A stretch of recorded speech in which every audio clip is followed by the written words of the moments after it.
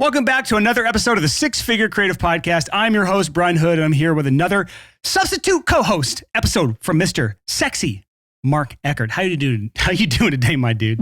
That's right. Super sexy. Super here to substitute. I'm just here, dude. You call me, I show up. That's it, man. How you doing? I'm doing great, man. This is our my last day before my vacation. I'm really excited about this. Like, I've got my, if you're watching on YouTube, I've got my beach shirt on for everyone watching the video of this. He's got the classic music industry Hawaiian shirt, gold chain douchebag mode. So I'm really excited. Chain. Dude, gold chain. You got puffy chest hair. Your name's Lefty. You're gonna give me a good deal on management. I appreciate you, bro. Make me a star. God, you're gonna be a star, Mark. Yeah. So we leave for Cancun on Monday, and like, I don't know how you are, Mark. Like, are you an adventure traveler or like a relaxation traveler? Like, which one are you? No, I'm definitely, Shira, my wife and I, we call it active resting. So if we're just sitting doing nothing, we're pretty miserable people. But so, this past year we went to France and we did not sit at all. We were just going from city to city. Went to Panama last year. I slept in disgusting hostels. I was meeting all these people. I was sweating in the humidity. That's my kind of trip. Yeah. So that's how we typically do it. Like, that was your honeymoon, right? Like, I believe that you're referring to when you went to France. No, well, so we had a domestic honeymoon, which was Jackson Hole. But once the border started, opening up, then we did our international one, which was Paris. Yeah. So on our honeymoon, we went to Paris and we went all around Europe on that trip. And it was very much active traveling. We went to Thailand right before COVID, like January 2020 to February 2020, like right before the ball dropped. And that was like 6 weeks active travel. Once a year, my wife and I, we just want to do like nothing on a trip. And our place for that is Cancun. We did this last year, about the same time last year, went to Cancun for like about 12 days and we do nothing. We sit and I'll tell you right now, like, we love the beach, but not really. We really like the idea of the beach. So we stay at the JW Marriott on the hotel zone and like we sit at the pool. Is visible. You can hear it, but we're not going to touch it. We're not going to use it for anything. We're going to sit by the pool. We're going to order food, drinks, and we're going to read our damn Kindles for like 7 hours a day, every day. I'm going to get through like 10 books. My wife's going to knock out like 20 books because he's a faster reader. And we're just book nerds, man. None of them are business books, by the way. All like fantasy. I'm just escaping reality. Yeah, it's nerdy stuff. See, yeah, Shira and I are definitely more like, we don't like heat. We're not like beach people at all. We like to go as cold of places as possible. So like, we'll go to New York in the winter when everyone's like, fuck that place. Jackson Hole was during the winter. France was cold as fuck. Yeah, it's good to like get cold a little bit because we're in North Carolina. So like the summer, we're just miserable people. So we try to counteract that as much as we can with travel. Yeah. All right. So by the time this episode airs, I will have already been on my trip and come back. So that's the beauty of like batching these episodes ahead of time, is like I can take some time off and you still get weekly episodes, listener. Speaking of weekly episodes, let's talk about what we're talking about today on the podcast. If you listened to last week's episode with Stephen Helvig, we mentioned a little bit about the 80-20 principle. And I wanted to do a full episode on this. We've done a couple on this on the podcast, but one of my favorite quotes is, we need to be reminded more than we need to be taught. So for those of you who already know about the 80-20 principle, you need to be reminded of it again. Like, every year, you need to do like an 80-20 deep dive on your business. If you don't know what the 80-20 principle is, this episode is incredibly important for you because this is the secret to success, especially like faster success. So if you feel like you're like doing all the things, you're putting all the work in, you're like hustling every day and you're seeing no results, or your results are not coming fast enough, it's probably because you have not considered something called the 80-20 principle. I like explaining this, but I want to see if Mark can do a great job of explaining the 80-20 principle really quickly, and then we'll get into kind of what we want to dig into for this episode specifically. Yeah, so I think the 80-20 rule, simply put, is you're going to make a lot more money and have a lot more success by specifically doing less. But you need to choose the most important things that you're doing, and those are the only things you're going to do, or you're just going to prioritize that, and everything else comes second, or you cut it out completely. Yes. So it's basically saying like 80% of the results that you are achieving come from 20% of the efforts. And that means that 80% of what you do is only yielding a small amount of your success. And like, I can look back at my last year and say, I definitely see this in my business. Like, no matter where you get as a business owner, no matter where you get as a freelancer, or even as an employee, if you work at a job, there are things that you are doing that absolutely don't matter and don't accomplish anything. I will agree with you that 90% of the things, not even 80, 90% of the things that I do are complete ludicrous and I don't need to be doing them. So I actually, about a week or two ago, I had a moment where I was like, oh my God, I have a lot going on. The team has a lot going on. This is crazy. And so actually the past week or two, I've just been reviewing our own business 80-20 style and just reading as much as I can and seeing how we can trim as much fat as possible. Yes. Yes. So for those of you who are in the US, it was just, so you've hopefully done all your taxes properly. You've hopefully worked with the CPA. If you're not in the US, I don't know what your tax system is, but in the US, it's like every April, you just scramble to get all your taxes done last minute. If you're like me, sometimes you file an extension because you have money working in other places, but that's like advanced stuff that I don't want to get into. And like, it's really dangerous if you're not good with money. But I don't know if I want to mention that. That's like one of those things. It's like, do I even talk about this? No, I'll talk about it because my QuickBooks is not linking to my bank accounts right now. And my guy who does all of our bookkeeping is like, yo, like 60% of your stuff we still have to go over. And I'm like, damn it. So now I got to fix that. Yeah. Well, today's episode is not about tax extension. It's not even about taxes. It's about the mindset that we get into in tax season, which is April. It's very much like New Year's, where you've just done all your numbers. And this is a really good time to review all of the stuff that you've done. I think Graham Cochran, who's been on the podcast several times, calls it counting the fruit. So this is the time where we've looked at all the numbers. We've submitted them. We know at this point we should know what we owe in taxes, and we've already paid it, hopefully, if you're smart and you're an honest person. But this is a great time to look at your business and start analyzing it from the perspective of the 80-20 analysis. And there's 4 different areas we're going to talk about when it comes to 80-20 analysis. One is your finances. Second is your clients. The third is your time. And the fourth is what we call lifestyle design. And we want to use our numbers to help dictate how we apply the 80-20 principle to our business. Am I missing anything here, Mark, or am I doing okay so far?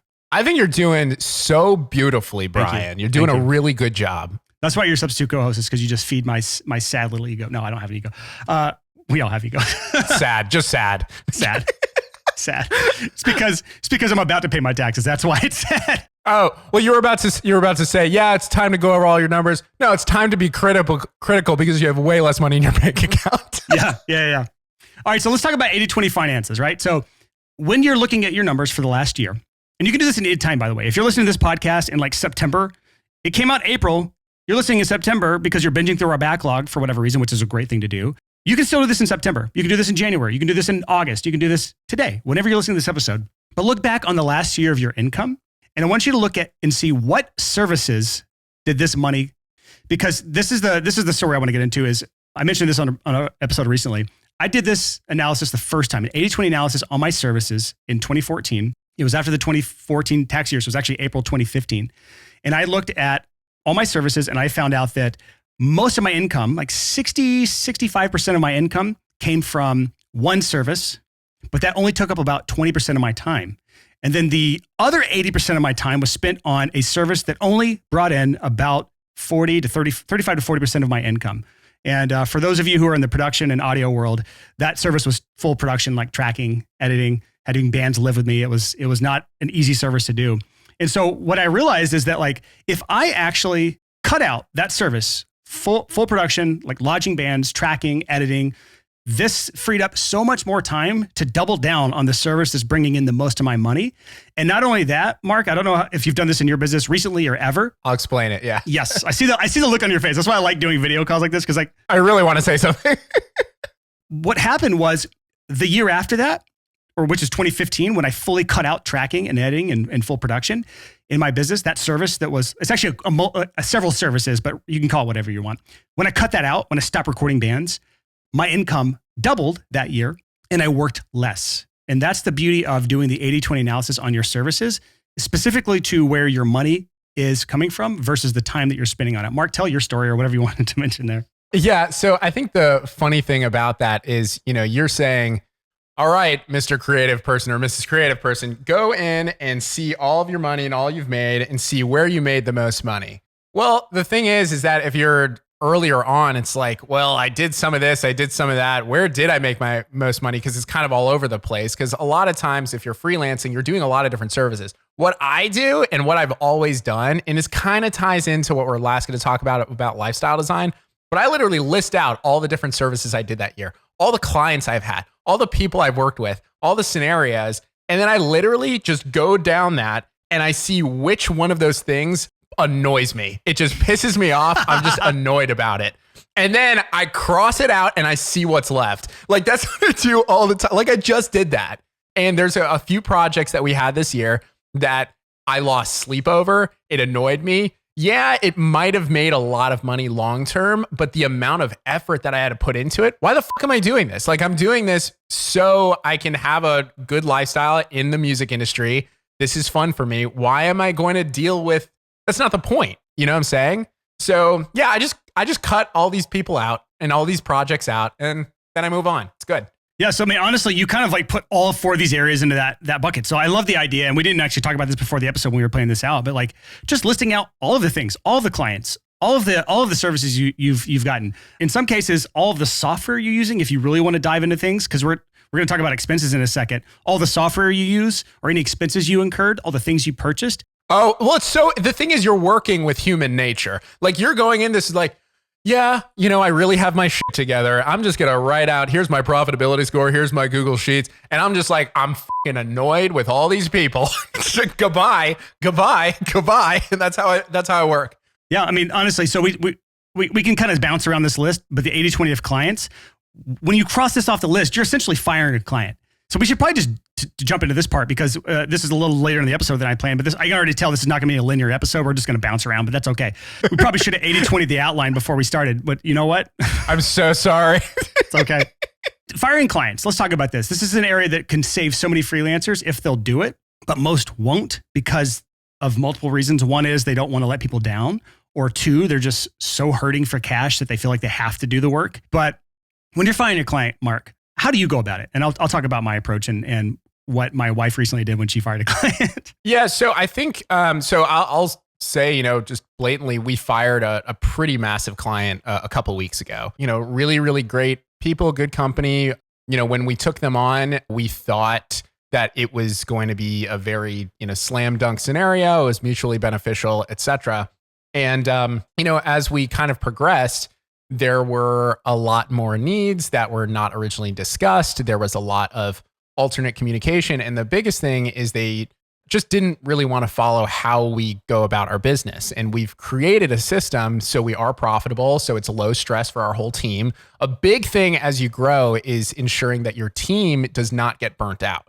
That's huge. That's like, if you're an owner or a freelancer and you just have contractors working for you or whatever, a huge responsibility of yours is to understand the morale of your team or whomever you're working with, because if it gets bad, you can't keep that going. So for anyone who doesn't have a team, which is like 99% of listeners, the same applies for you, your own morale, because that is honestly more important than your team morale. Because if the business owner or the person controlling everything has low morale, it affects everything. Yeah, but the thing is, you are your own team, and you can even consider friends that are a couple years ahead of you that are giving you some advice. They're your team. Like, for instance, I have a really, really good friend of mine here, Daniel Grimmett. You know him, Brian, great guy. He was at my wedding. And, I got to a point where I was just like calling him every day, asking for advice. And this was just like annoying as hell. And I was just dealing with a bunch of shit. This was maybe a couple of years ago. And I got off the phone one day, and he's a great friend. He'll always pick up for me. I love him to death. Unlike me, oh no, you'll always pick up for me. I just have to call twice. But that's true. But the thing is, it's like I realized my morale was so bad, and it was actually affecting everyone around me, whether they said it or not. And so I was like, I need to go to therapy. Like, that was the thing that I needed to invest in, to like talk about business stuff going on. But going back to this particular client, the whole thing is, if you're firing someone or taking them on, you don't want to be subjective about it.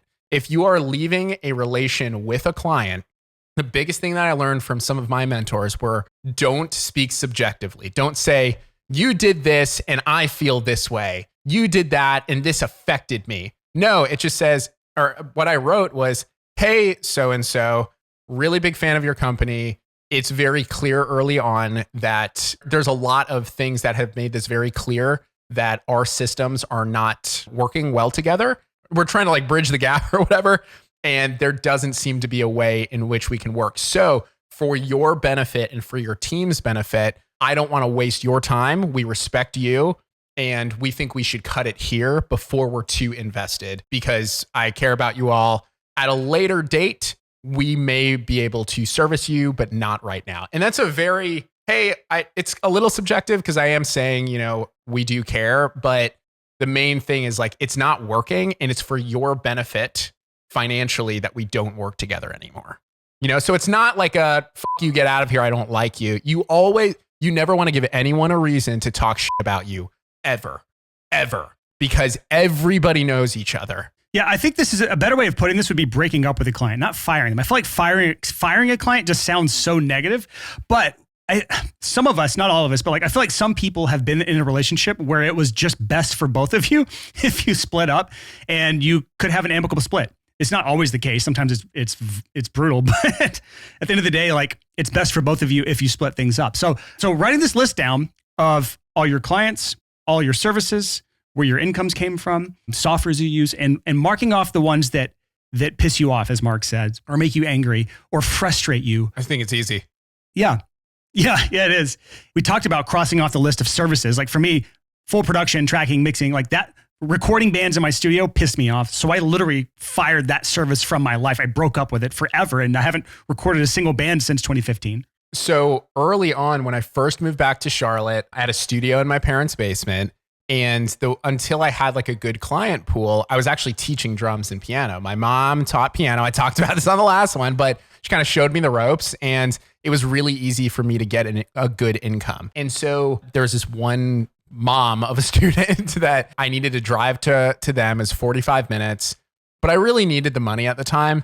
And literally 2 minutes, but I'm outside their house 2 minutes before the lesson starts. She texts me and she says, hey, so-and-so's feeling a little unwell today, so we're going to have to call it off. And I was like, I'm already here. And she was like, well, sorry. And I even said in my policy, well, you have to pay if it's not within 24 hours. And she's like, I don't think we're going to do that. And I was like, okay. And so I just sat in my car for a little bit, and I had what's called a fuck it moment. And that's when I realized I'm losing money by doing this, because I could spend a little bit more time just marketing myself and getting production clients.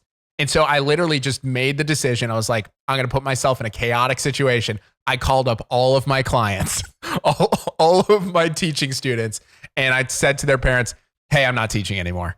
If you do want lessons, it's going to be this rate, and it's going to be at my studio, and I'm only going to teach on Monday mornings. That's it.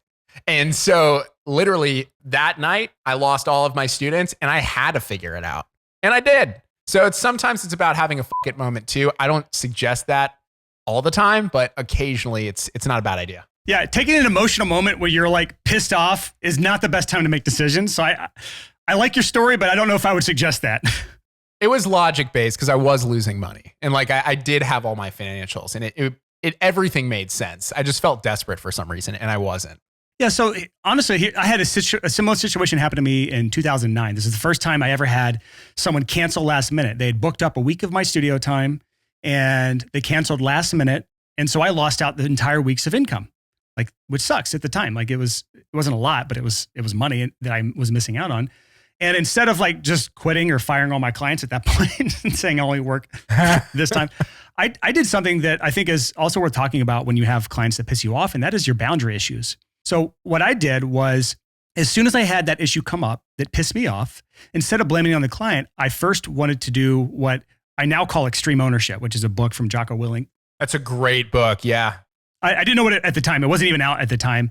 And I wouldn't have even called it that. But what I did was I said, okay, this situation sucks. What can I do to never have this situation happen again? What I can start doing is collecting a deposit. So from that point on, which was like summer 2009, I started taking a 40% non-refundable deposit to even get added to my calendar. And if they cancel, especially last minute, that deposit, I keep it. And so if you just cancel on me last minute, I still get paid 40% of it, and I don't have to do any of the work. And that rarely happened, but it did happen. And in those times, I either could just refill the schedule and make 40% extra money that week, or I could just take the week off or the month off or the day off, whatever it was, and still make some money. Yeah. And I think, again, saying that, it's like looking back, it's like, yes, that was an emotional decision, and I did have some logic behind it. But I mean, going forward, yeah. So with this client that we recently let go of, we had an entire systems audit of everything with the company, and we realized, okay, what things can we put in place? Because this is completely our fault. Whether it was the onboarding experience or our sales call or communication, we did all of this stuff wrong. We failed. Yes, we let them go, but we lost them. it was our fault at the end of the day, whether we decided to take them on or not. It's our fault. So we did a complete audit, built out a bunch of new systems in protocol, and we don't foresee that happening again. But if something were to happen again, we would have another systems audit and constantly refine. And that's how you build a great business. Yeah. So just to kind of get us back on track here, just to keep everyone on the same page, we're talking about the 80-20 analysis of your business, the 80-20 principle, and specifically looking at your numbers at a tax season now, but whenever you want to sit down and actually take the time to do this. And looking at where's all my money coming from? Who are all my clients? What are the tools I'm using or the tools I purchased this last year? And then look at the list and think, what pissed me off? And then striking out the ones that you need to get rid of. So we've been talking about this, but there's also more than just the things that piss you off. There are also things that just didn't work out the way you thought. So you can also do this with projects. Like what projects did you work on over the last year? Especially like, think about this. The 80-20 analysis of your business is a project. So anytime you're working on your business, think about this. Like, what are you doing to work on your business? And did it work out the way you thought it would? Because this is where we get into wasted time. When you're working with clients, you can't call that wasted time because you're getting paid. But when you're working on your business, if it doesn't give you the result that you expected or that you wanted, then it's wasted time. And I'll tell you right now, Mark, like there's so many instances this past year. And when I sit down and do this exercise, which I'm doing right after this episode's over, I'm going to go to a coffee shop afterwards and do this all. I'll call you twice and I'll interrupt everything. No, I'm kidding. I know. I'm finalizing on my taxes today. Anyway. It's April 1st today. It's April Fool's Day. Happy April Fool's Day. Not if you're listening right now. But anyways, when I sit down and do this, like I need to look back and see what are all these areas that I spent time on working on my business and determine like, why did I do this? So it's almost like the decision-making process. Because when we make decisions to work on our business, sometimes we just do it because of shiny object syndrome, which is probably the worst way to work on your business. Because it's like, oh, they just talked about the 80-20 principle. I should do that. That's shiny object syndrome. And sometimes that's like, you just half-ass those things. Like, I don't know if you ever did that, Mark. Like, do you struggle with shiny object syndrome? Well, absolutely. And I think also with that, it's good to find people to look up to and kind of say to yourself, what would this person do? Like, actually, funny enough, you're one of those people. I actually say to Shira all the time, like, Brian is so good at saying no to everybody. I'm like one of his best buds and he barely picks up my calls because he's busy. Phil Kaplan, who owns DistroKid, he's a huge hero of mine. He says no to literally everything. You go on there, if you make music, good chance you've released music through DistroKid. There are no features. It is so simple. It's not a great looking platform, but like they just say no to literally everything. And they do a really good job at what they do. And that's what they do. And they just make that better, which I love. So I think it's, to avoid shiny object syndrome, you kind of have to build in a no thing in your head. Like your default answer needs to be no. And the exception is you say yes. That approach works for everything. So like I own 2 software companies. And if we said yes to every feature request we got, it would be the most bloated, impossible to use shitty software on earth. Like it is impossible to do everything that everyone wants. So you just have to understand what it is you do and what it is you don't do.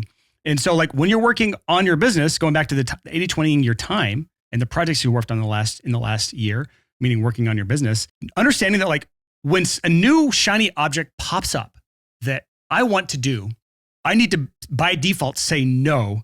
And now my process is, what needs to happen for me to say yes to a project? So basically, like I have to create arguments that this is worth my time to implement in my business. Like how hard is that, dude? It's hard because we're creatives, so it's like everything's cool. Oh my God, the vision, how sick. I'm going to lose so much money on that. So I think, I definitely said yes to a couple opportunities this past year, regrettably, and I wasted a lot of money towards it. But you can either take that and be disappointed in yourself, or you can, again, extreme ownership. It was all my fault. This is me maturing as a business owner in the music industry. Well, can I just say something? If you have a problem in your business, whether it's your client that screwed you over or canceled on you last second, or it's the client that pisses you off, or it's the money wasted or time wasted, it's all your fault, Mark. Any problem in my business is all my fault. This past year, I actually... You're going to laugh so hard, dude. I actually made a list of basically all of the money that I spent on different avenues that didn't work out.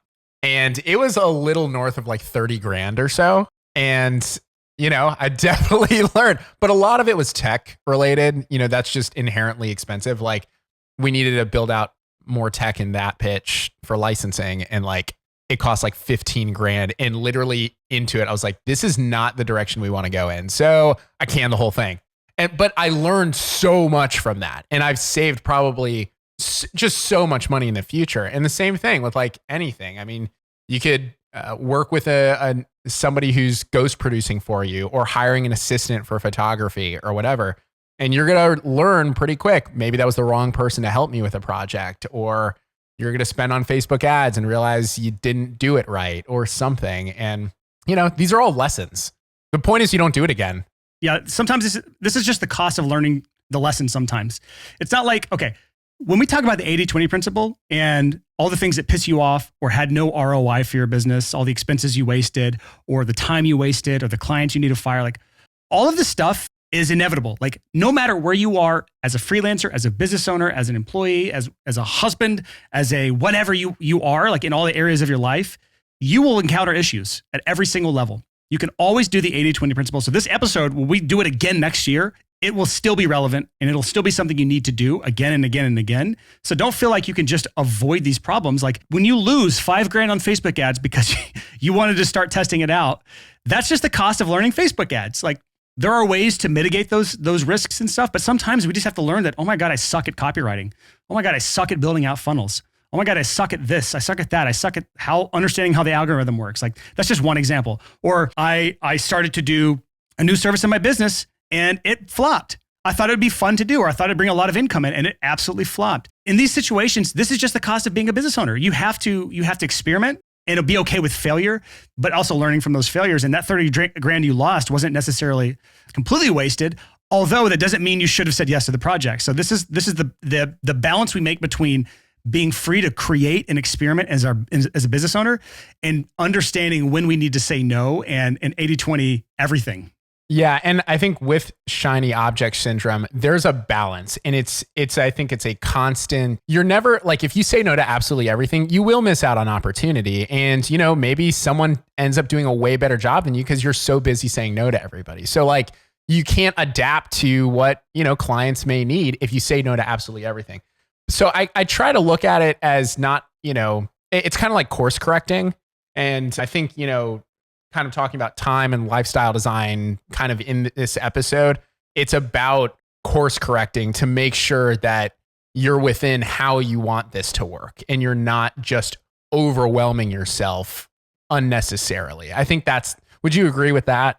Yeah, you're right. Like, so we're all on a path from like point A to point B and like ultimately point Z, whatever that long distance thing that you have in the back of your head is. Some people, like if you listen to last week's episode where he talked about being in Zombieland for 8 years straight, some of us just kind of wander around in the desert for 40 years or whatever, not ever making it anywhere because we don't have a destination in mind. But eventually, like if you do have that long-term vision, which is what Stephen eventually found, was like he had a long-term vision and he started working towards it. He has like, I guess you could call it guardrails. Think about it like a bowling game where you have the bumpers on the bowling alley. Think about it like guardrails. Like if you don't have those guardrails up, you're going to roll gutter balls like every time if you're bad at it. But if you have the guardrails up, that is essentially like what the 80-20 principle allows us to do is just course correct every now and again. It's the guardrails. And I think like to that, I forgot who said this, but it's like you need to learn how to fail quickly, because everybody's going to fail. You're going to, fuck up some sort of project with a client. You're going to, do a bad job. You might have bad communication, but everybody's going to do that. Nobody's born just amazing at all of this stuff. Everybody has just, if somebody's ahead of you, they just spent more hours. That's literally it. But shiny object syndrome, it's controversial because like on one hand, it's like you could waste a lot of time, but on other hands, like we just started thatmanagement.co and we're running operations for a bunch of music industry companies. And that was a shiny object. And that's been a really great thing for us. But if it wasn't good, a great skill is for me to cut it off quickly if it wasn't good. And that's kind of what I did with that other client. I cut it off quickly before we spent too much money in it. So just everything, you have to be good at knowing when to say no.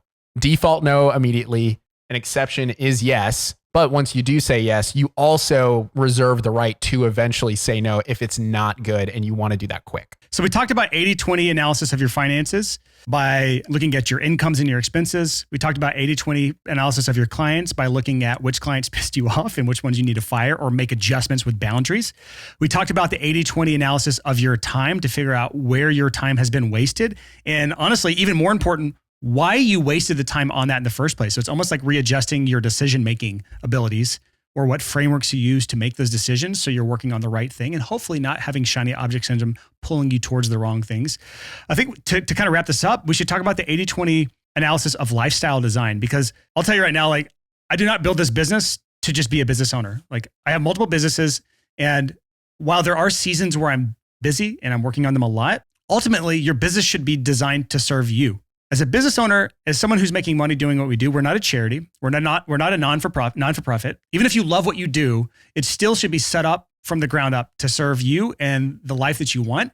Your life should not be built around serving your business. And that's a really important thing as freelancers, because when we're working in our businesses, when we're working with clients, when we're working on whatever stuff we're doing that we love, it can be really, really imbalanced in a really toxic way because we love it, but it's not serving our ultimate purpose in life of what we're trying to do, whether it's your family, whether you're trying to travel. So one of my mentors actually said something fantastic the other day. You know, he was VP of Columbia Records, A&R, and like, you know, big, you know, in this sort of realm. And he told me on the phone, he was like, yeah, the interesting thing about being in this industry is the way you have to look at it is I would do this for free, but don't you fucking tell anybody that I just said that.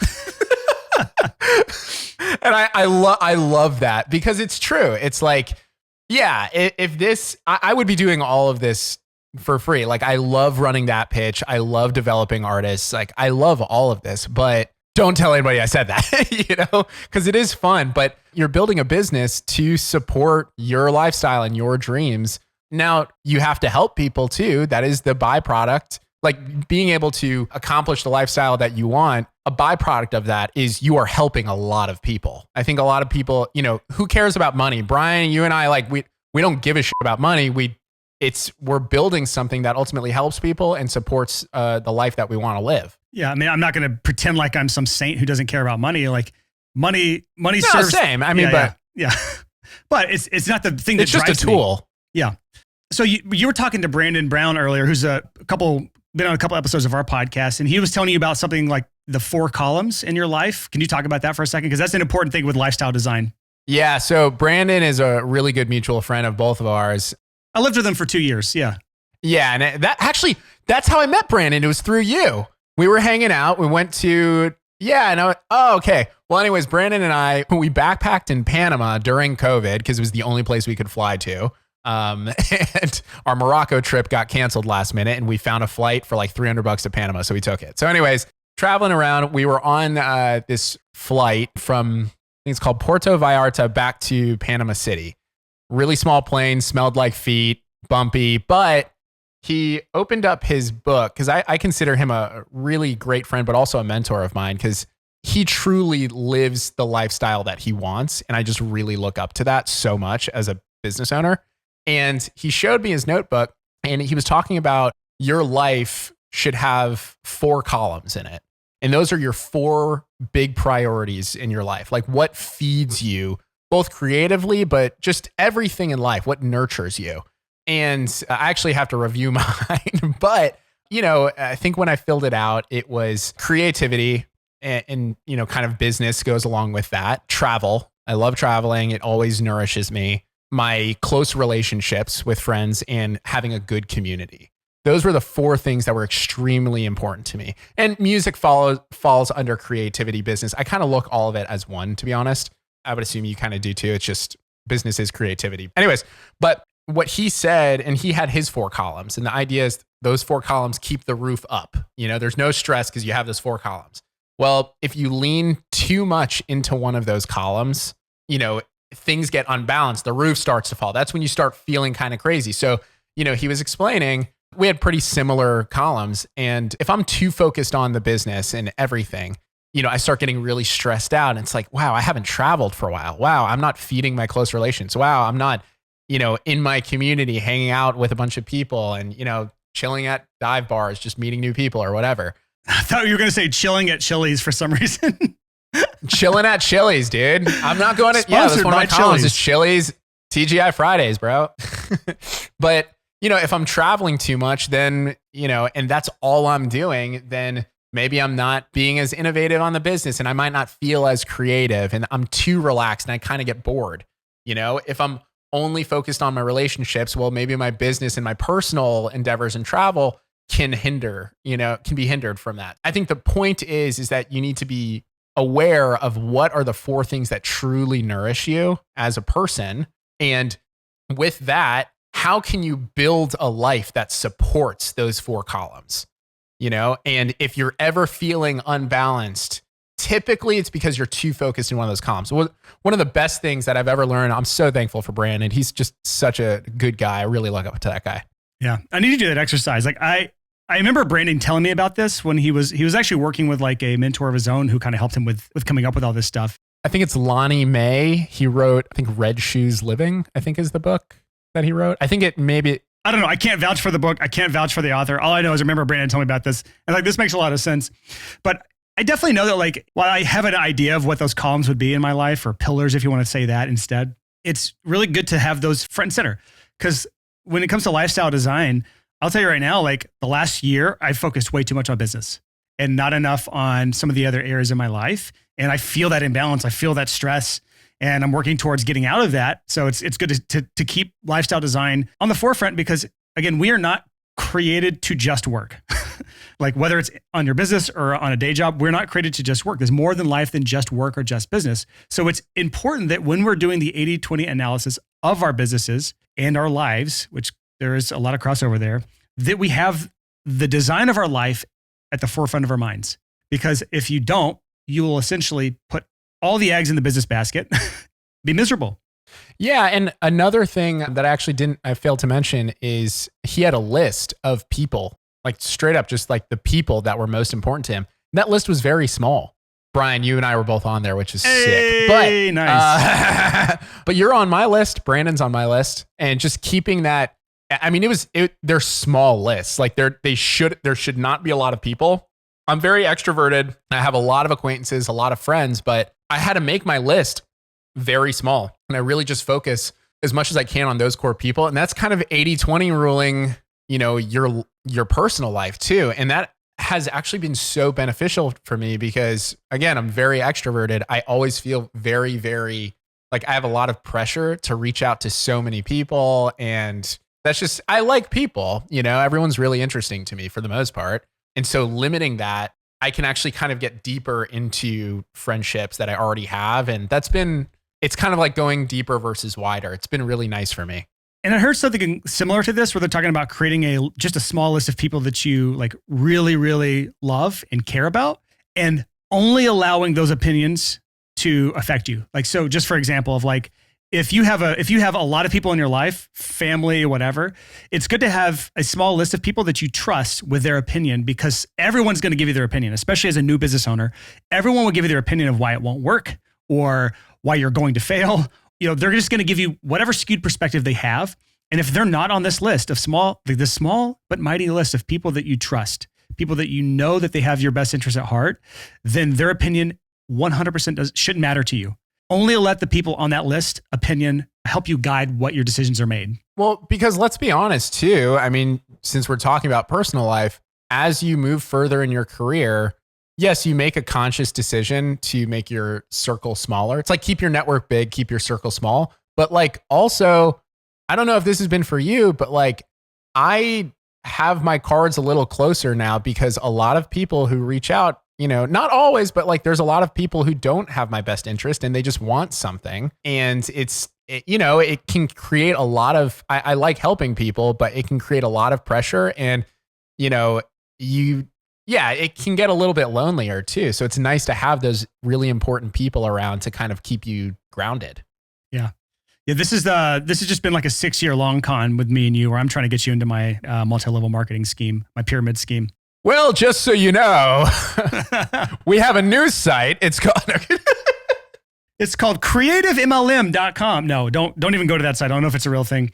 So let's just kind of wrap this episode up, man. We were kind of all over the place today, but like, honestly, there's just so much to this conversation. Like we could have an entire episode on 80-20 analysis of your relationships. We could have an entire episode of 80-20 analysis of lifestyle design, an entire episode on 80-20 analysis of your clients or of your income or whatever. Like it's such a broad thing. And this applies to like your personal life. It applies to your relationship. It just applies to everything. And by the way, we didn't mention this, but it's even in nature. Like they discovered that 80% of the peas come from 20% of the pods, or like in any given area, like 80% of the wealth will be accumulated by 20% of the people. It's fascinating stuff. But at the end of the day, like it's important that we sit down and take time to, again, what Graham Cochran says is count the fruit, look at everything and determine like what needs to change in my life, in my business, in my relationships to make next year or this next 12 months, the best 12 months of my life so far. And if you keep doing that every single year or even every however often you want to do this, if you keep doing this on regular intervals, you will always have better and better years, assuming you don't make the wrong decisions. But this helps with the decision making. Maybe we should have an episode on just decision making frameworks, Mark. Yeah, because like also, something we didn't talk about is like, yeah, while this is a really, easy way to look at it, and there's actually a book called Essentialism. I definitely recommend reading that. It's very much, applicable to this. But what people don't talk about is making these conscious decisions is extremely hard sometimes. Like I'm talking about breaking up with one of those clients. I lost so much sleep over that. But how do you feel now that the relationship has been cut? As soon as I sent the message, I felt just so fucking good. Like I slept.